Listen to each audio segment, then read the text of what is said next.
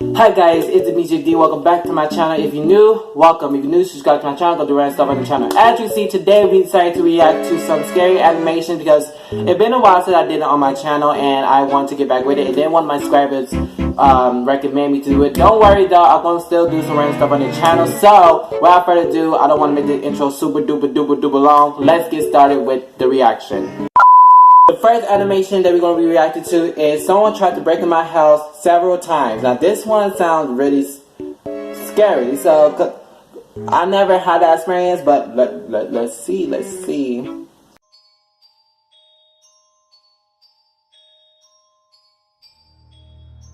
I recently moved out to attend university in a different town, so I rented a flat where I live alone.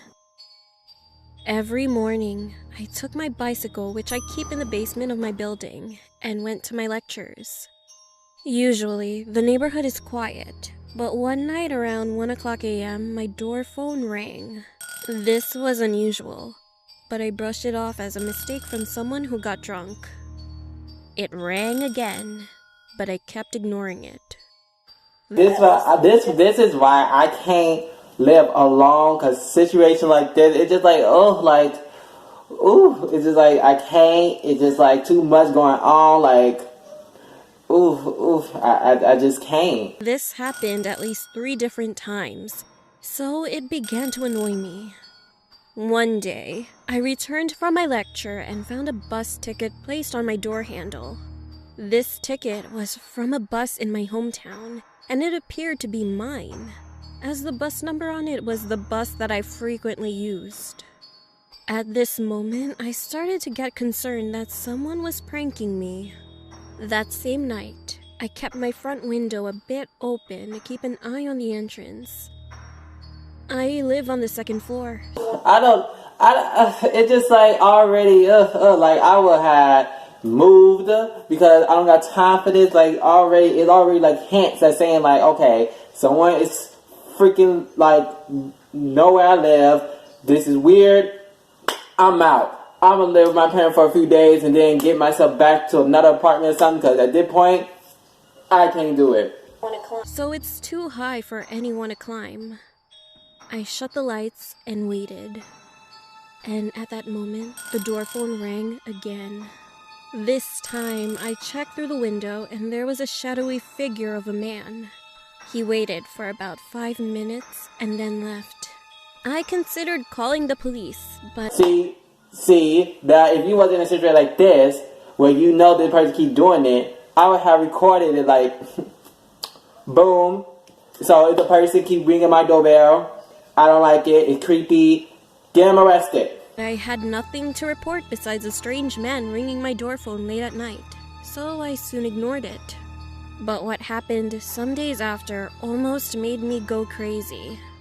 It was around 3 a.m. and the door phone rang again. By this time though, I heard the front door shut. Someone must have forgotten to lock it, so I assumed that the man was now inside the building. Terrified, I went to the kitchen and grabbed the biggest knife I had. Stood behind the front door. Oh my god, like, there's so many things, like, see look, I wouldn't even be in this position because I would be gone to my parents' house already. Said and done. Then I stood behind the front door and waited. The doorbell rang. I think my stomach dropped at that point. He rang again and then knocked strongly. I stayed frozen for an eternity until I couldn't hear anything. I was relieved and went to sleep after a while, which in hindsight was very stupid, as I should have made sure that the man had left the building.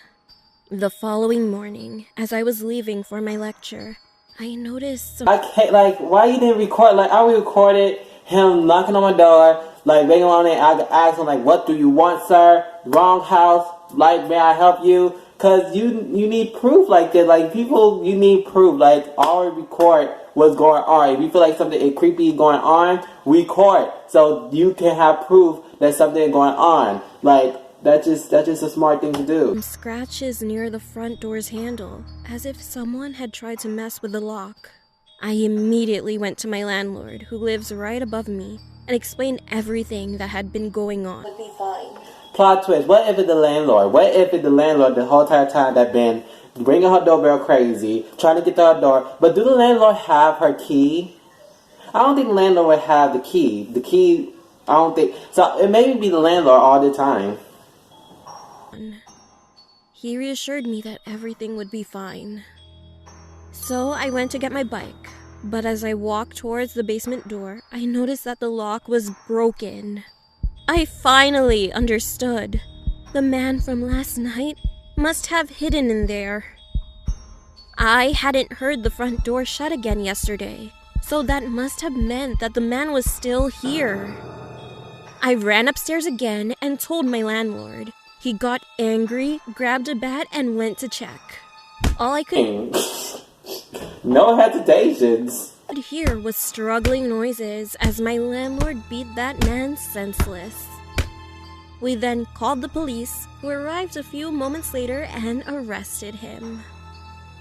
I still remember his face to this day, as he looked straight at me silently. It turned out that this man had been following me for days and was trying to rob my house. He had done the same thing to other people in the past. I don't know what happened to him afterwards, but I assume he is in prison.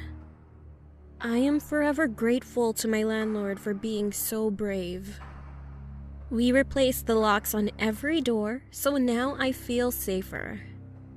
Well, I would have forgotten about this if I didn't open my mailbox recently. I don't think it was that scary. If I had to rate to 1 to 10 on how scary it was, I would give it a solid 4. Maybe because, I mean, he just wanted to rob you, not do something like, you know, crazy. But I mean, you know, I give it a 4. A 4 out of 10. A 4 out of 10. Comment down what rate do you give it for it. So, the next animation that we're going to be reacting to is I checked my dorm and the ghosts were real. Now, here's the thing. I believe in ghosts 100%. I believe in ghosts. I had experience with ghosts. Comment down you guys had experience with ghosts. So, without further ado, let's get started with this animation. My name is Christian. This happened 3 years ago, and I was living in a dormitory with my best friend, Miko. I was a civil engineering student at that time, and Miko was a pharmacy student. The dormitory where we were staying had 9 rooms overall. Our room was quite small, but enough space for 2 people. The kitchen was at the opposite end of the entrance door, and we had no fire exit. Wait, what type of dorm don't have a fire exit? See, look, like, what if it was like a fire? Like, you just... So, don't, like, you have no way to escape. Like, you know what? The restroom was just at the left side of the kitchen, and the bed, that we even shared together, was on the right side. And there was a table in the middle where... Why are you eating straight bread like that? Like, there's no, you ain't trying to make a sandwich, you just eating straight bread. Do people do that? we used to eat, or make it as a study table. Our dormitory had rumors about ghosts in there, but we hadn't encountered any in our 2 years staying. So one day on Friday morning, before going to school, we decided to put a hot cup of coffee in the sink. I know that was such a stupid thing, but we were curious about it. If this became empty when we came back from the school, then this is a haunted dormitory. So they testing to see if this dorm is actually real, so they're gonna leave a coffee on the sink. I mean, I guess that's a good idea, whatever, but I wouldn't even mess with that. I'd be like, you know what, let the story run out, whatever, but if something creepy go down, I'm getting out of here. I told him. Then we left for school, and soon I forgot about the coffee thing because I was quite busy with the calculus examination. After that, when I came back to the dorm, around 7 p.m., I saw Miko was sleeping in his bed. It was quite weird since usually when I come back to the room, he was either playing games or cooking in the kitchen. But it didn't bother me since it was a midterm season and I thought that he might just be exhausted. Suddenly, I remembered the mug of coffee that we put in the sink earlier in the morning. I put my bag on the table and headed straight to the sink. So boom, no ghosts. Boom, I guess. I mean, I still don't think that's would prove that if it's a ghost or not. Because obviously, what if the ghost don't want to touch the coffee cup? Like, if I was a ghost, I wouldn't touch it. I'd be like, why would I touch it for? What the point of me touching this? If, like, what? Like, I wouldn't even touch it. Told you, there's no ghost. So I poured out the hot coffee and washed. My camera died. But he was wasting the coffee. Like, how do you waste the coffee? Like, oh, ungrateful. The cup. Right after I washed the cup, my phone inside my pocket vibrated. Someone was calling me. I looked at the phone, and it was Miko. I stared at the bed where Miko was still lying, and that's the moment where you... If my camera dies one more time, there are going to be problems. Period. sleeping. I shouted, "Hey man, why are you calling me?" But No, you know he's not calling you. He's literally laying down. I don't, like, it should be, like, clear as day that the man is not calling you. He's laying down right there. he didn't respond. So I thought inside my head, did he leave his phone at school? I answered the call. "Hello?" To my shock and disbelief, it was Miko. It was his voice, and he said, "Dude, just eat without me if you're already hungry. I'm still at the mall buying our food supply for next week." I was frozen. I was so confused and terrified. See, that moment, you leave that house, like, you shouldn't be frozen. You should have said, "I'm out," because there's no way I'll stay. No way. Time until I got the courage to say, "Are you serious?" He said, "Yeah, sorry, but I'm almost done at the counter. I'm just going to drive home now if you can wait. Let's eat together. Bye," and hung up. I was there standing still in the kitchen and couldn't move while still looking at the man in the bed. Then I realized the cup of coffee. We left it in the morning.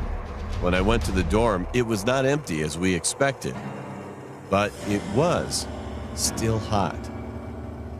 It should have cooled down. Ooh.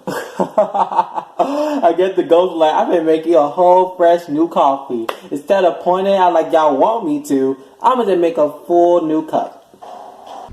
I looked back at the sink for 1 second, and to my terror, when I looked again at the bed, he was no longer there. Yeah, I'm about to say, if he don't run, I swear to God. I screamed, ran out of the room, and waited for my best friend. When Miko was finally home after 40 minutes, I told him what happened and saw his confused, scared reaction. After that night, we decided to transfer to another dormitory, and fortunately, nothing happened anymore in the new place. But I will never forget this memory.